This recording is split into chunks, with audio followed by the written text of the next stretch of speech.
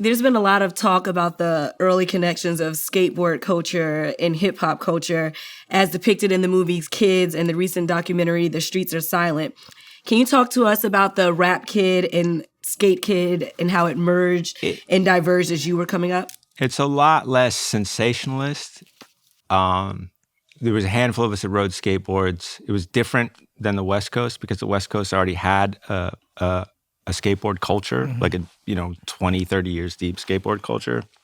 In New York, people would just be like, it wasn't like a racial thing either because people didn't know what a skateboard was. It wasn't like, oh, that's some white boy shit. They were just like, what is that? And what are you doing? We used to put a jump ramp at the ball court in Gowanus Projects. And they would be like, do it again. Like, that's where they filmed Clockers at, Gowanus. And we would skate there every day. And dudes would just be like, the drug dealer, everybody would just be like, that's dope. What is that? That's some wild shit. It was never like, oh, that's some white boy shit. But with the hip hop space, a lot of graffiti writers, the early 70s graffiti writers from New York, skateboarded. And then we would just skate to the club. Like, it sounds funny, but it was such an alien thing. Now it's like an everyday thing. But like, I brought my skateboard. A bunch of dudes used to throw a party in Tunnel, but I like skated to hip hop clubs. Like, we used to skate. We'd meet in Washington Square Park. So everybody would be like emceeing or b-boying and skateboarding, all the punk kids. Like, it was the epicenter of subculture, right? We'd meet there, we'd skate, we'd go to the Brooklyn Banks, then we'd go to a matinee at CBGB's. So you'd see like punk shit, Bad Brains or Youth of Today or whomever. And then later, Jessica and Lano used to throw a thing called Payday.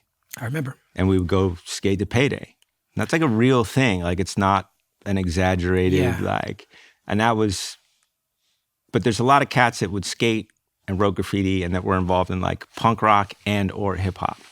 Sasha Jenkins. Perfect example. Yeah, that's my man. But where are you putting your skateboards at the club in coat check? Or are you just holding them and dancing with them? Just have it with you. You're too young to worry about like, and you're like, any girl that gives a fuck if I have a skateboard, I don't need her. I had a skateboard around that time, because I was in Park Slope. And it's funny you said Jessica because her name comes up so much on the show because I used to work for her with John Forte. And she managed John. Right. I had a skateboard before I was going to the clubs, but my skateboard was very functional. I never learned a trick. Couldn't do an ollie, couldn't jump over anything. Doesn't matter, as long as you're having fun. I used to skate two things. Yeah. Get on my skateboard and go to the store or go to my friend's house. And I remember buying like Thrasher magazine back then and reading it and be like, oh, this is a whole thing. But I remember having like Thrasher t-shirts and having Vans.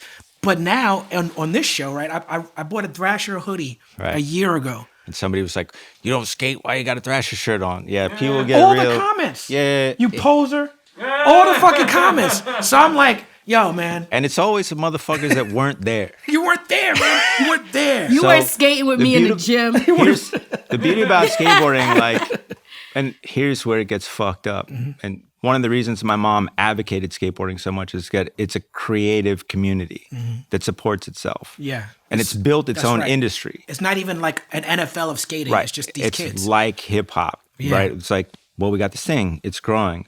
Oh, you know a record pressing plant? You know a studio? You know a guy that makes beats? I got you. Now it's a little weirder, right? Same thing with skateboarding.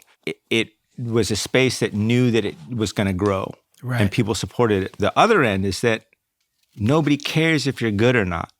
Or good. Like, good's a relative term. Like, as long as you're fucking having fun, that's all that matters. Right. There's cats that, like, just cruise around.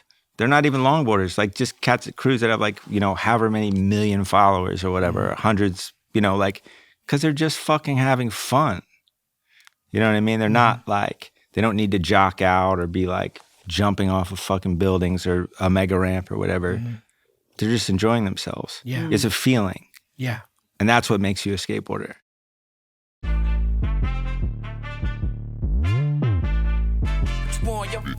Jump,